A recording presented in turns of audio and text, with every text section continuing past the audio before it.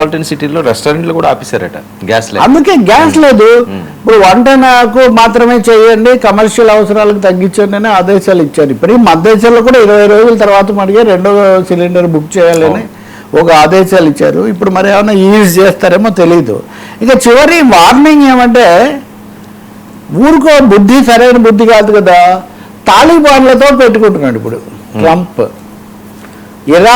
ఆఫ్ఘనిస్తాన్ను చాలా ధూర్త దేశం జాబితాలో చేర్చి నిన్ననే ఐక్యరాజ్య సమితిలో ఒక నోటీస్ ఇచ్చాడు.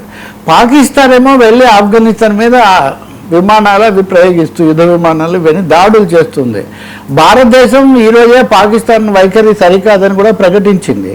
సో ఆఫ్ఘనిస్తాన్లో పెడితే కూడా మళ్ళీ చైనాకు, ఇండియాకు, రష్యాకు, ఈ దేశాలన్నిటికీ, ఇరాన్కు కూడా మళ్ళీ ఇదంతా కూడా వస్తుంది. సో ఆఫ్ఘనిస్తాన్లో చిచ్చు పెడతాడా మళ్ళీ ట్రంప్ అనేది మనం జాగ్రత్తగా గమనించాల్సి ఉంటుంది. పాకిస్తాన్ చాలా కోరుకుంటుంది, ఇరాన్ అయిపోయింది కదా, వెంటనే ఆఫ్ఘనిస్తాన్లో ఏమన్నా పెడితే మేము అమెరికా నుంచి సాయం పొందొచ్చు, భారతదేశాన్ని కూడా ఇరుకులో పెట్టవచ్చు అనే ఒక ఆలోచనలో పాకిస్తాన్ ట్రంప్ ఉన్నట్టుగా కనిపిస్తుంది.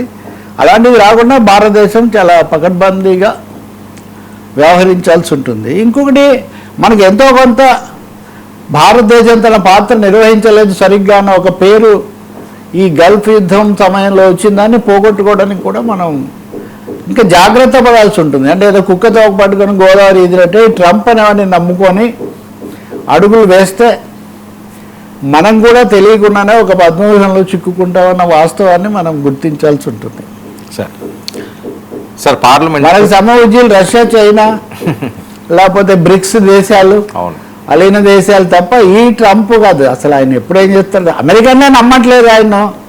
సొంత అదే ఆ గొడ్డు మంచిదైతే ఆ ఊర్లోనే అమ్ముడుపోతుందని అక్కడే నమ్మకం లేని ఆయన మనం నమ్మటం ఏంటండి, మన కామధేనువు లాంటి భారతదేశాన్ని. సార్ పార్లమెంట్ ఫైర్, బిర్లాపై అవిశ్వాస చర్చ, పశ్చిమాసియా పాలసీ ఫెయిల్.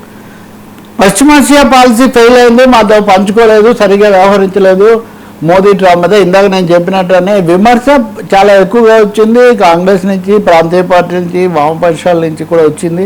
వాళ్ళు 1-2 సార్లు బయట మాట్లాడారు, మీడియాలో మాట్లాడారు, సభలో కూడా మాట్లాడదాం అంటే చర్చనే అనుమతించలేదు.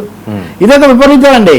ఇంత పెద్ద దేశంలో, ఇంత పెద్ద పార్లమెంట్లో చర్చ లేకుండా అసలు విదేశాంగ విధానం ఎలా రూపొందుతుందండి? చివరకు చాలా ఒత్తిడి మీద రాజ్యసభలో మటుకు పెట్టారు. కానీ ఇంత లోపల ఏమైందంటే, లోక్సభలోకి వచ్చేసరికి, ఇప్పుడు ఆయన మీద కదా అవిశ్వాస తీర్మానం బిర్లా మీద, లోక్సభలోకి వచ్చేసరికి వాళ్ళేమో పశ్చిమాసియా మీద చర్చిద్దామని ప్రతిపక్షం అడుగుతుంది. మీరు అవిశ్వాస తీర్మానం ఇచ్చారు కదా, ముందు అవిశ్వాస తీర్మానం చర్చిద్దాం అని పాలకపక్షం అంటుంది. నిజంగా నేను అవిశ్వాస తీర్మానం మీద తొందరగా చర్చించాలని నేను అడగాలి, కానీ మీకెందుకంత తొందర, మీకు పశ్చిమాసియా చర్చ తప్పించాలనేది ప్రభుత్వం యొక్క ఉద్దేశం. నిన్నంతా గొడవలన్నీ అయిపోయిన తర్వాత ఈరోజు అయితే ప్రారంభించారు, 10 గంటలు దానికి కేటాయించారు. జావేద్ అని అస్సాంకు చెందిన కాంగ్రెస్ సభ్యుడు ఈ చర్చ ప్రారంభించారు. దానికంటే ముందు ఆయన ఓం బిర్లా మీద ఎందుకు అవిశ్వాస తీర్మానం పెట్టారు. మొన్ననే ప్రధానమంత్రి మోదీ, హోంమంత్రి అమిత్ షా వీళ్ళందరూ బాగా పొగిడారు, ఓం బిర్లా భలే చేశాడు, గొప్పవాడు, అది ఇదని. సో వాళ్ళు ఏం చేస్తారు, వాళ్ళ వ్యూహం కూడా అర్థమైంది. ఎలాగూ 280కి పైన స్థానాలు అధికార పక్షానికి ఉన్నాయి, ప్రతిపక్షానికి 234 స్థానాలే ఉన్నాయి. అందరూ ఓట్లు వేస్తే కూడా అవిశ్వాస తీర్మానం ఏమి నెగ్గదు. అది కూడా కాకుండా వైఎస్ఆర్సీపీ వాళ్ళు కూడా అవిశ్వాస తీర్మానాన్ని తోసిపుచ్చాలి, వ్యతిరేకంగా ఎన్డీఏతో ఓటేయాలని వాళ్ళు కూడా నిర్ణయించుకున్నట్ట.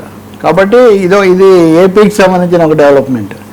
సో అవిశ్వాస తీర్మానం నిలబడుతుందా లేదా అనే దానికంటే సభ మీరు ప్రజాస్వామికంగా నడపడం లేదు, ఓం బిర్లా చాలా ఏకపక్షంగా చర్చలు నిరాకరిస్తున్నారు అన్నది ప్రతిపక్షాలు తీవ్రంగా విమర్శ చేస్తున్నాయి. బహుశా ఈరోజు సాయంత్రానికి లేదా రాత్రికి ఆ చర్చ అయిపోతుంది.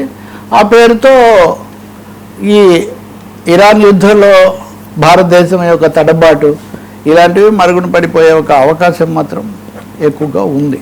సార్ ఇంకోటి మరో